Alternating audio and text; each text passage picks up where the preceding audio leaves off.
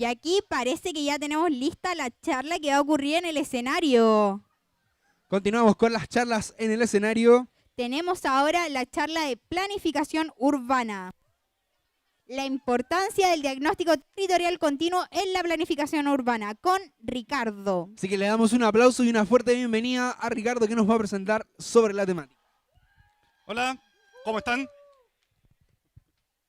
Bueno, esta charla va a hablar un poquito sobre el tema del diagnóstico, que es una situación que en general la planificación muchas veces se dice que está superada. Es el momento de la acción, es el momento de pasar a los proyectos, pero aquí vamos a ver un poquito que es contrario a lo que nosotros pensamos. Hoy día tenemos una crisis de datos en Chile y es importante que lo contextualicemos en ese contexto. O sea, si ustedes ven acá, nosotros tenemos los datos del censo contra la encuesta Casen, que son los dos instrumentos más importantes para poder establecer cuál es la situación de vulnerabilidad en Chile y cuáles son los distintos territorios súper importantes que tenemos que tratar mirando los datos, pero también teniendo un espíritu crítico respecto a los mismos. ¿Ya? Es importante que tomemos posición con respecto a cómo tenemos que focalizar las políticas públicas en nuestros territorios. Y para eso tenemos que determinar cuáles son esos territorios que tienen mayores brechas, por ejemplo, en vulnerabilidad socioeconómica, en accesibilidad a áreas verdes, en la situación con respecto a equipamientos como los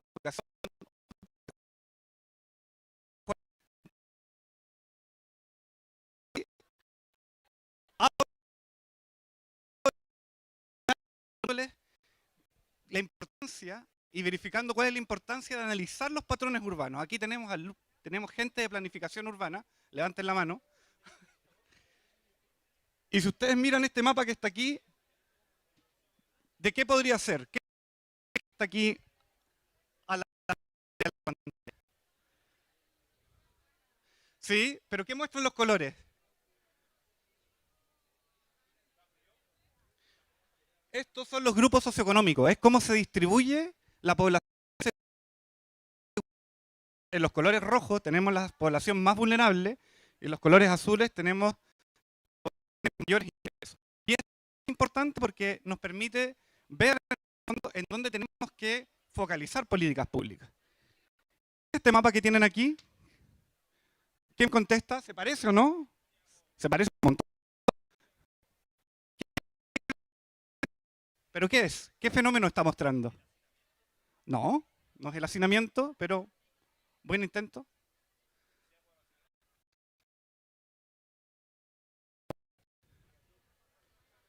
Tampoco es clases sociales. Tampoco, no es áreas verdes, pero nos empezamos a acercar. ¿Sabes lo que es? Es la diferencia entre la temperatura mínima en invierno y la temperatura máxima en verano. Es decir, es un proxy del confort climático. Quiere decir que los lugares que están en color azul tienen mejor confort climático que los lugares que están en color rojo, que son más incómodos porque en invierno hace más frío y en verano hace más calor. ¿Y por qué se parecen tanto esos mapas? ¿Por qué creen en el fondo que se da esta situación?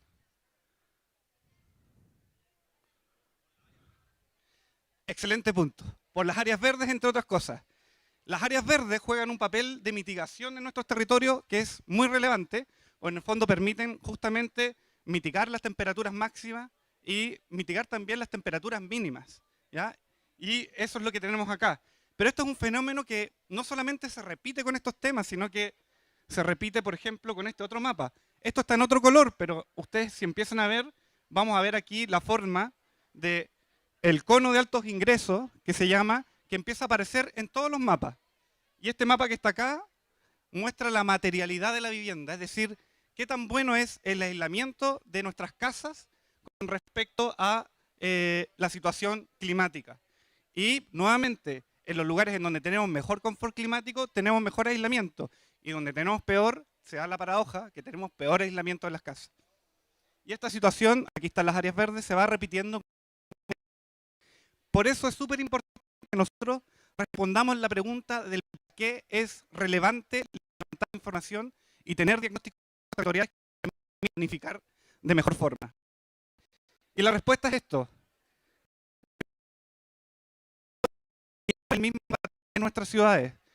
El desempleo está también en función de la vulnerabilidad y los grupos socioeconómicos. Se comportan de la misma manera que los grupos socioeconómicos. Y cuando empezamos a ver que nuevamente nuestras ciudades, y particularmente las áreas metropolitanas, son altamente segregadas y segmentadas. Lo que estamos viendo aquí es que tenemos un territorio que es segmentado no solamente en función de las viviendas sociales. Uno siempre dice la segregación está en las áreas vulnerables. No, también nos autosegregamos. Las clases altas tienden a del resto y eso tiene un impacto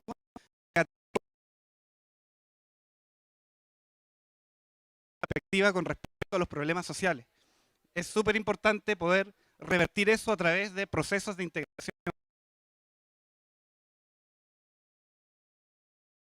a nuestros equipamientos y servicios de la ciudad y también a otros temas del derecho a la vivienda. Analizamos los precios de suelo y los precios de arriendo, encontramos que el 2% de los hogares en la región metropolitana no pueden acceder al mercado de viviendas nuevas, ¿ya? Eso antes no era así. Y hoy día cada vez ese porcentaje está progresivamente aumentando y aumentando. Y aquí tenemos la segregación. Nos encontramos con Santiago segregado y en el fondo la segregación a nivel comunal también se da, pero se da transversalmente en distintos grupos socioeconómicos. Y esto nos lleva a tener que plantearnos cuáles son las herramientas que nosotros tenemos para poder tratar de mejorar este tipo de acción. Y una parte importante de esas herramientas se centra en entender cuáles son los problemas, ¿ya? Áreas verdes. ¿Quién dijo áreas verdes por ahí? Áreas verdes. Responde la pregunta de... No. ¿Quién me responde la pregunta de cuántos metros cuadrados por habitante tenemos en el Cerro San en la comuna de Recoleta? Tenemos 18,21 metros cuadrados por habitante, que estaría 8 metros sobre el estándar recomendado, o tenemos 1,29 metros cuadrados, que estaría muy por debajo del estándar recomendado. ¿Alguien sabe? ¿Cuál es la respuesta correcta? ¿Alguien sabe cómo se miden los metros cuadrados por habitante? Aquí dicen 1,2. ¿Quién más? ¿Quién da más? Bueno, esta disyuntiva nace de entender si metemos dentro de la medición al Cerro San Cristóbal o no. El Cerro San Cristóbal, una parte importante, está dentro de la comuna de Recoleta. La pregunta es, ¿lo ocupan las personas de Recoleta o no lo ocupan? Y eso es lo que tenemos que verificar, ¿ya? Y para eso tenemos que dejar de plantearnos la medición de indicadores. Por ejemplo, una comuna completa y dice, tengo todas estas plazas, todos estos parques, sumo su superficie y calculo la cantidad de personas que hay y sé que hay tantos metros cuadrados por habitante. Pero la verdad es que así no funciona la ciudad. La ciudad funciona muy diferente y funciona de esta manera. La persona que vive aquí, por ejemplo, en el Salto con Vespucio, ¿ustedes creen que va a ir alguna vez a la entrada del Cerro San Cristóbal, que está que es un joven que se ha arreglado harto en la comuna de Recoleta, que tiene ciclovía, está bien bonito? ¿Creen que va a llegar ahí, que está a 35 minutos caminando? ¿Sí? ¿No? No, ¿no es cierto? Sin embargo, la persona que vive en Recoleta también, a punto de cruzar,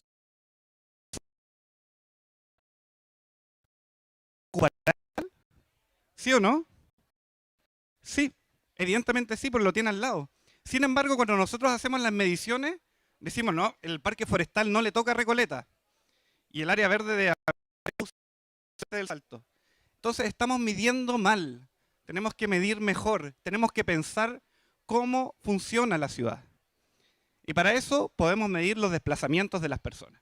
Y para establecer, bueno, no se queden con esto, que quizás es un poco complejo, podemos en el fondo establecer esta medición por medio de indicadores que agreguen los metros cuadrados por habitante, pero que consideren en este caso el desplazamiento de las personas, ¿ya? Que va a ser diferente dependiendo de si voy, por ejemplo, a un CESFAM, va a ser diferente si voy a un colegio, o si voy a una plaza o un parque. Si voy a una plaza, y quiero llegar a la plaza que está en mi barrio, probablemente lo que yo haga es desplazarme no más de 5 minutos, ¿ya? Sin embargo, ¿ustedes creen que una persona que vive en Puente Alto va al Parque Metropolitano, al Cerro San Cristóbal? Muy probablemente muy poco, pero sí va. ¿Por qué? Porque la atracción que tiene un área más grande es mucho mayor. Si empezamos a medir de esa forma, rompemos el ciclo de estar midiendo mal y podemos tener políticas públicas mucho más acertadas al momento de establecer las focalizaciones de dónde debiera ir un parque, una plaza, etc.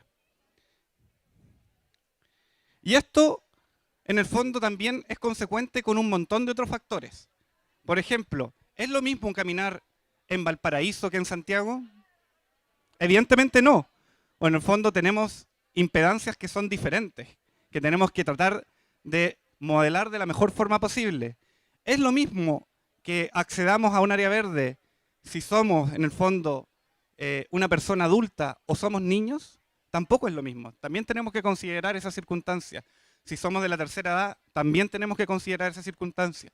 Incluso tenemos que darle un enfoque de género, pensando también en la seguridad. O sea, hay un montón de temas que tienen que estar considerados al momento de establecer este tipo de mediciones.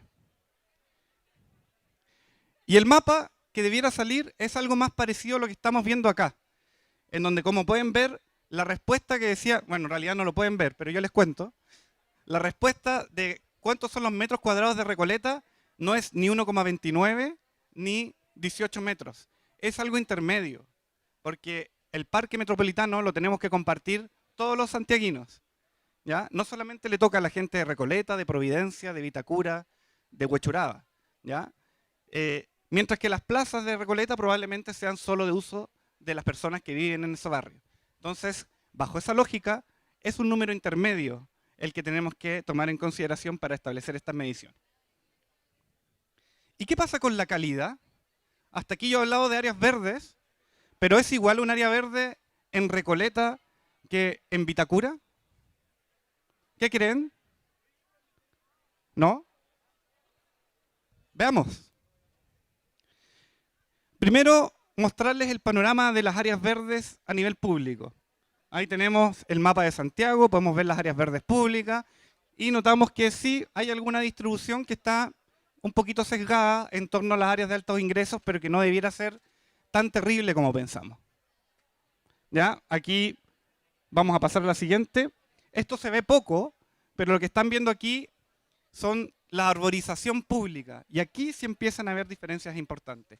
Cuando empezamos a ver los árboles que hay en las calles, es súper diferente lo que pasa en Providencia, en lo que pasa en la comuna de Santiago o lo que pasa en Pedro Aguirre Cerda, en donde la cantidad de árboles es prácticamente inexistente en las calles.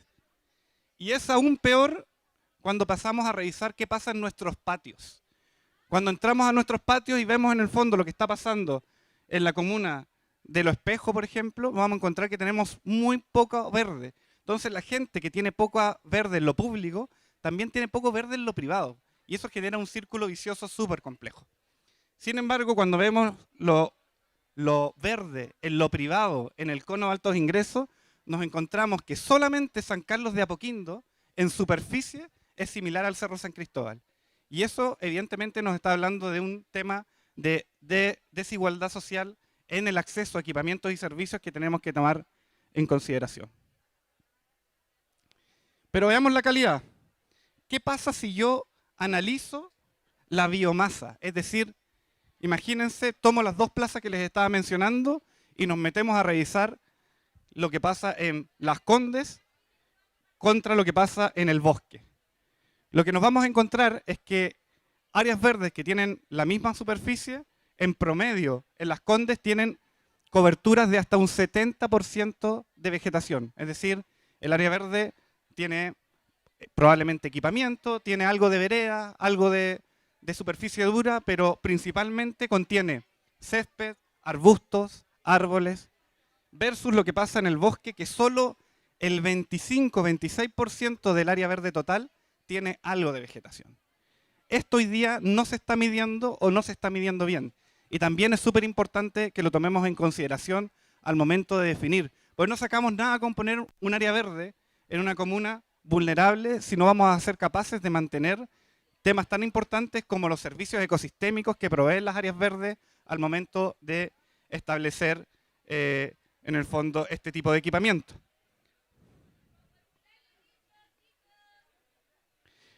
Y imagínense si nosotros dijéramos, ok, vamos a medir solo la vegetación, nos olvidamos del resto.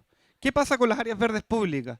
Eso que está aquí, esas barritas que están viendo aquí, es lo que se pierde en metros cuadrados por habitante, en superficie, en el fondo, en el caso de cada una de las comunas que yo les mencionaba. Para Vitacura da casi lo mismo. En el fondo todas sus áreas verdes tienen vegetación. Pero otras comunas como Lo Espejo, Huechuraba o Pedro Aguirre Cerda pierden casi la totalidad de la superficie de sus áreas verdes.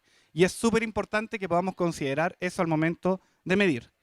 El problema es que los intentos de medición, y aquí destaco uno, de buena forma, aunque no se haya llegado a tan buen puerto, que realizó el Instituto Nacional de Estadística, de medir la calidad de las áreas verdes, no siempre en el fondo las metodologías son lo que estamos buscando. Miren, aquí lo que se hizo fue crear una mesa técnica para evaluar las áreas verdes. ¿Y qué se dijo? Vamos a medir la mantención, súper importante, vamos a medir la vegetación, que era el punto que yo recién estaba haciendo, la accesibilidad universal, es decir, la necesidad de tener acceso para gente con capacidades diferentes, la seguridad, un punto también súper relevante, y la diversidad de equipamiento, en este caso que haya, por ejemplo, máquinas para hacer ejercicio, bancos, etc. Todo esto se consideró, y uno diría, súper bien, yo pesco cada uno de estos factores, los meto en una suma y saco un indicador que me diga cómo está la calidad de las áreas verdes. El resultado final de esto es que el 70% de las áreas verdes del país están en buen estado. ¿Les parece que eso es coherente con lo que estamos hablando y vimos recién en los mapas? Probablemente no. Probablemente no. Y eso pasa al momento de tratar de crear metodologías, en este caso se llaman metodologías multicriterio, en donde yo tomo muchas variables para poder llegar a establecer qué pasa con un problema, en este caso de habitabilidad. ¿Ya? Y la conclusión de esto es que tenemos que establecer mediciones que sean nuevamente parecidas a los que vimos con las áreas verdes. ¿Se acuerdan que vimos que para medir áreas verdes tenemos que medir el acceso de cómo la gente llega caminando, por ejemplo, a un área verde, cómo la gente puede acceder a un área verde que tiene la vegetación adecuada, cómo la utiliza? Bueno, lo mismo en el fondo se hace justamente en este tipo de indicadores. Miren, esto es una batería de indicadores que existe. Probablemente no conocen el CIEDU, pero yo les cuento que ya existe una batería de indicadores que está en el Instituto Nacional de Estadística, que mide, por ejemplo, la accesibilidad a educación inicial, que son todo lo que tiene que ver con párvulos, a plazas públicas, a parques públicos, a la educación básica, a la salud pública. ¿Cuál creen que es la comuna que sale más perjudicada en esta medición?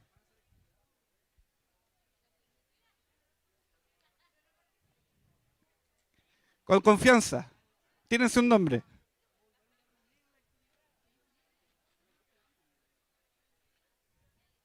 Van a perder. ¿Quién se atreve?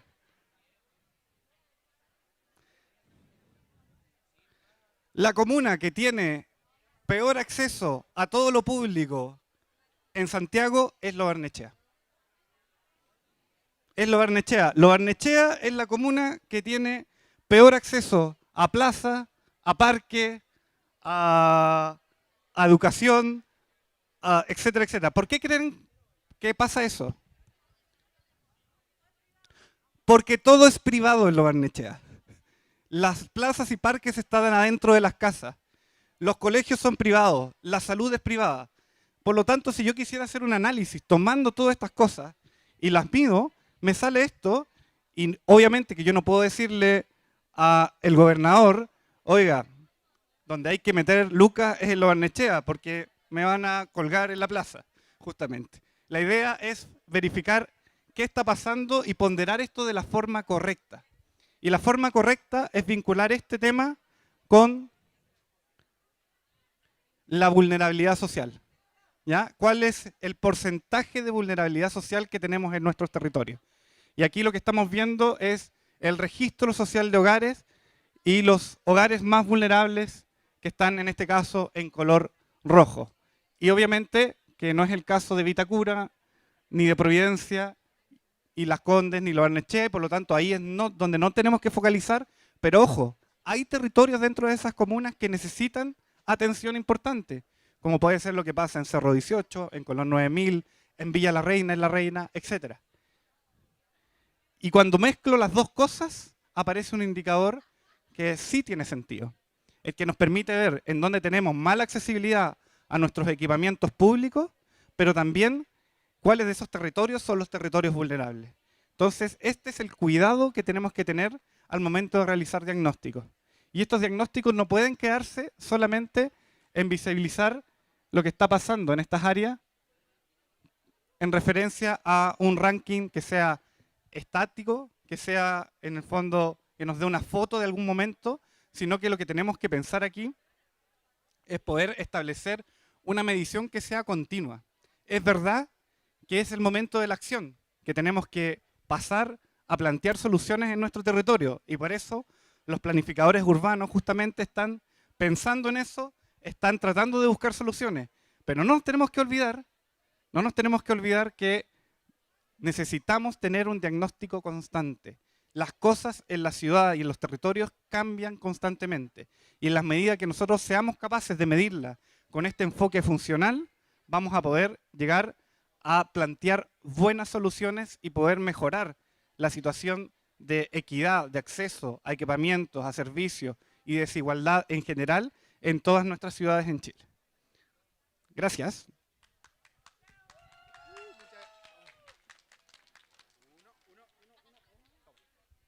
Muchas gracias, Ricardo. Un segundo con la presentación, porque además se vincula mucho a otra presentación que tuvimos anteriormente de construcción civil, que también planteaba esta problemática de la urbe, de cómo se va formando. Y yo creo que me gustaría preguntarte qué aptitud o qué tendrían que tener en mente los futuros novatos y novatas UC que les gustaría postular a planificación urbana, o al menos adentrarse en este mundo. Bueno, hay varios temas que son importantes al momento de meternos al mundo de la planificación urbana. Lo primero es que, además de los datos, como vimos acá, y los temas de representación, es súper importante ver esto en terreno. En el fondo, poder visualizar lo que está pasando, y ahí una pata súper importante de la carrera de planificación urbana tiene que ver con levantar también esto desde el punto de vista de lo cualitativo, ¿ya?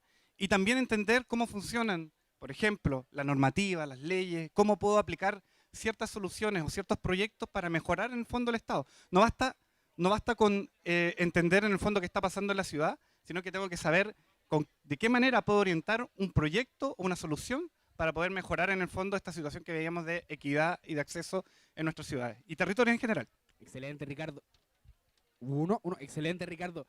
Muchas gracias por la charla, y dejamos a todos invitados a que visiten los stands, a que hagan preguntas y se cuestionen la malla, que vean. Así que muchas gracias, Ricardo, por todo. Cerramos con un aplauso, por favor. Un aplauso, por favor.